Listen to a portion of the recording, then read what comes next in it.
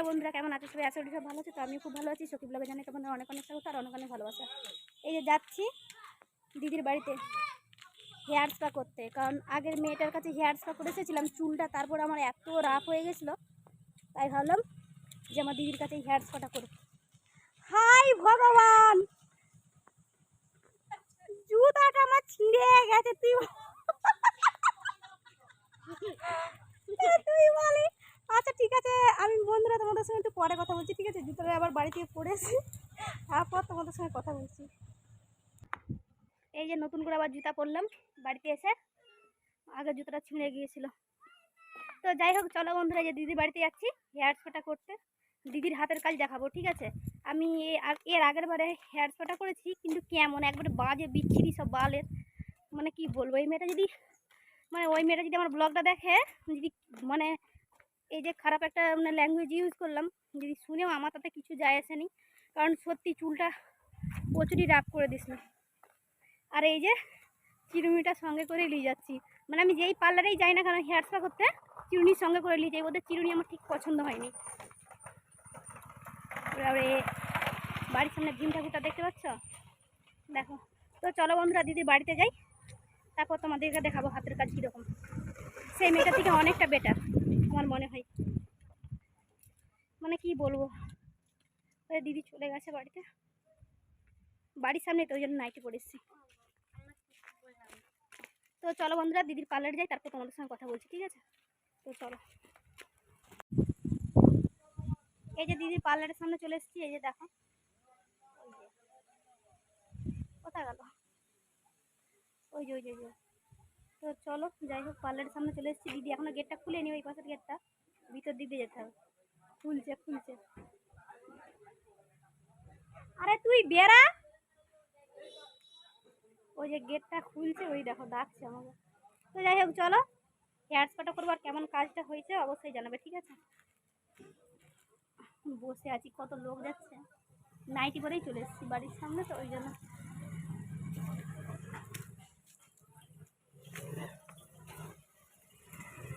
তো যাই হোক, চল ভিতরে যাই।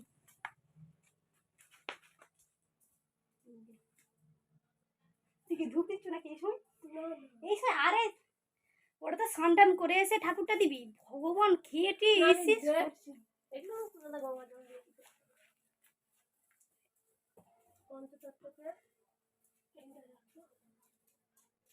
ক্যামেরাটা মানে সাদা হয়ে যাচ্ছে। তো যাই হোক বন্ধুরা, চলো যখন কাজ করবো তোমাদেরকে দেখাবো, ঠিক আছে? তো চলো এখন।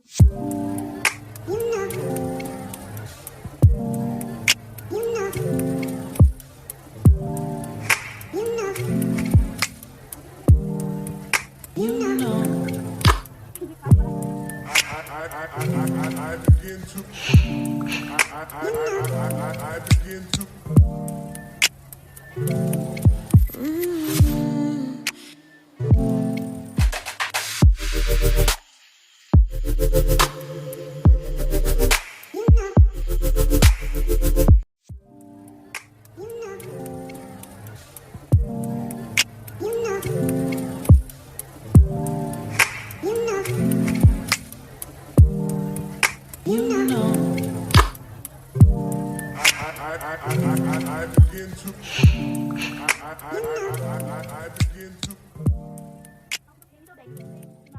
এই যে চুলটা ধুয়ে দিয়েছে দিদি, এসব দিদি এলে মুছবে চুলটা।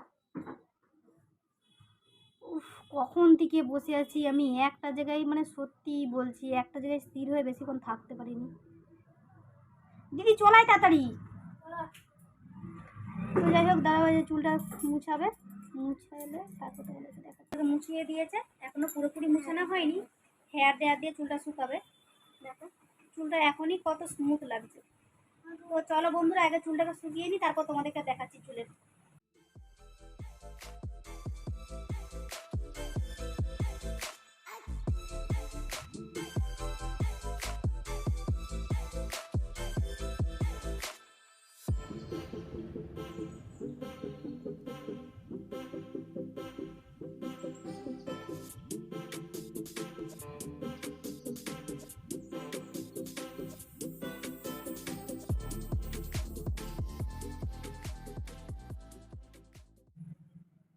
তো বন্ধুরা দেখো কাজটা পুরো শেষ হয়ে গেছে। এই যে দেখো পেছনের চুলটা দেখো কত সুন্দর লাগছে। আর মানে আগের পার্লারটাই যে করেছিলাম, মানে চুলটা হেয়ার স্পা করার পরেও চুলটা একদম খড়খড়া, একদম রাফ। সে যদি ভিডিওটা দেখে না, সে তবে বুঝবে যে হেয়ার স্পা করা কাকে বলে। হাতের কাজটা দেখো আমার দিদি, খুব সুন্দর। আর চুলটাও দেখো খুব সুন্দর স্মুথ হয়ে গেছে, আর তেল তেল করছে। দেখো চুলটা দেখে নিশ্চয়ই বুঝতেই পারছো। দেখো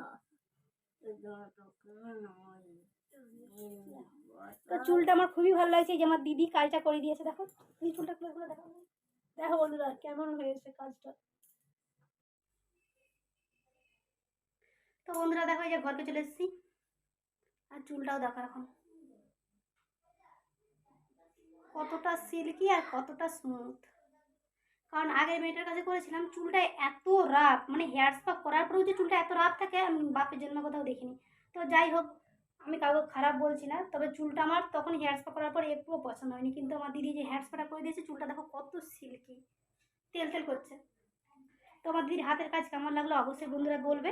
এর আগেও তোমরা হাতের কাজ দেখেছো, আইব্রোটা হেবি সুন্দর করে দিয়েছিল। আমার দিদির হাতের কাজ যথেষ্ট ভালো, মানে যথেষ্ট। তো যাই হোক বন্ধুরা, এই ভিডিওটা এই পর্যন্তই, আর দেখাবে পরের ব্লগে। এটা একটা ছোট্ট ব্লগ ছিল, তো দেখা করবো আবার পরের ব্লগে। চলো, ভালো থাকো।